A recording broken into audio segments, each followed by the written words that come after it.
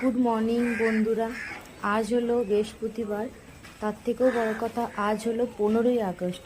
এই দিনটা আমাদের প্রতিটি ভারতবাসীর কাছে বিশেষ গুরুত্বপূর্ণ একটা দিন। তো আমরা আজই বাড়ির উদ্দেশ্যে রওনা দেব।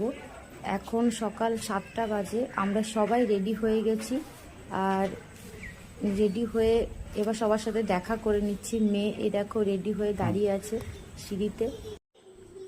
এখন বাজে 8টা। আমরা বেরিয়ে গেছি স্টেশনের উদ্দেশ্যে। যেহেতু বাড়ির থেকে স্টেশন প্রায় 1.5 ঘন্টা যেতে লাগে, এই জন্য একটু তাড়াতাড়ি বেরোতে হলো। 9টার সময় ট্রেন। তো এই যে ছেলে মেয়ে ঘুমোচ্ছে।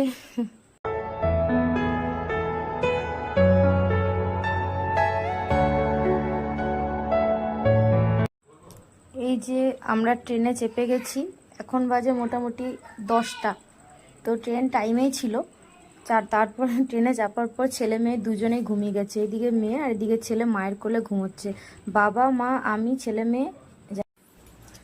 এই যে এদিকে আমরা ট্রেনে আসছি, আর এখানে ওর বাবা রান্না বসিয়েছে। দেখো ভাত করছে, কুমড়ো আলু সেদ্ধ হচ্ছে প্রেসারে, আর ভাত ফুটছে। এখানে মাছ ভেজে রেখেছে, মাছের ঝোল করবে বলে।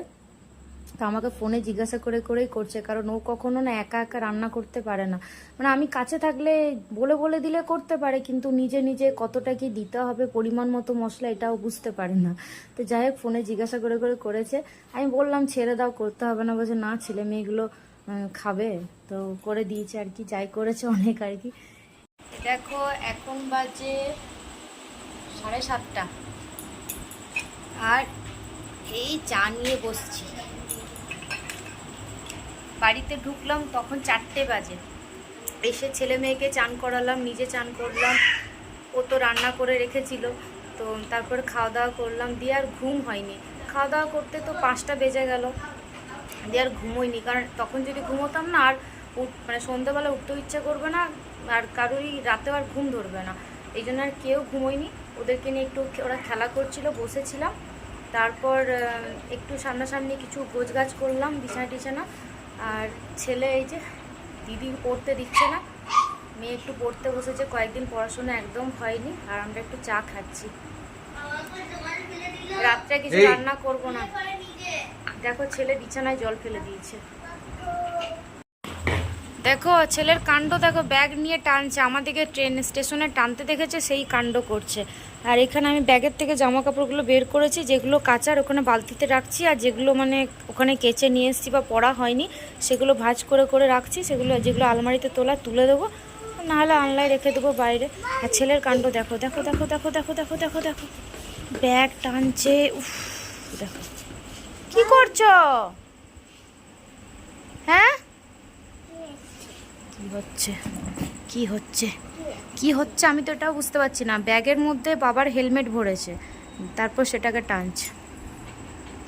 এত বদমাইশ না যে বলার নেই, এত বদমাইশ।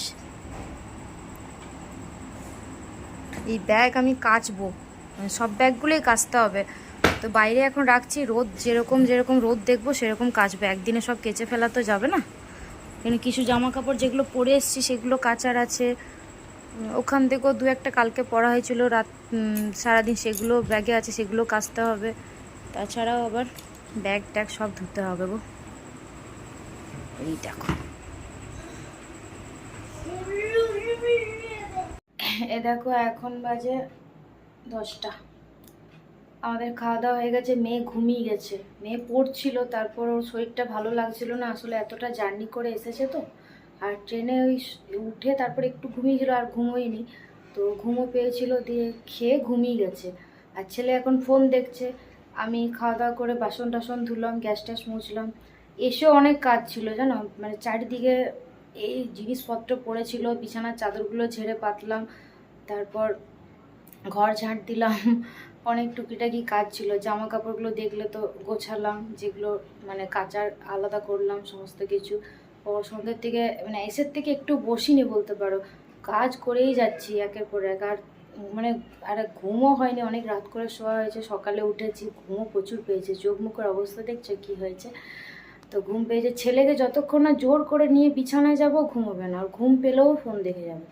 মেয়ে ঘুমিয়ে গেছে। এবার দেখি ছেলেকে নিয়ে বিছানায় যাই। তো ভিডিওটা আজকে এখানেই শেষ করছি।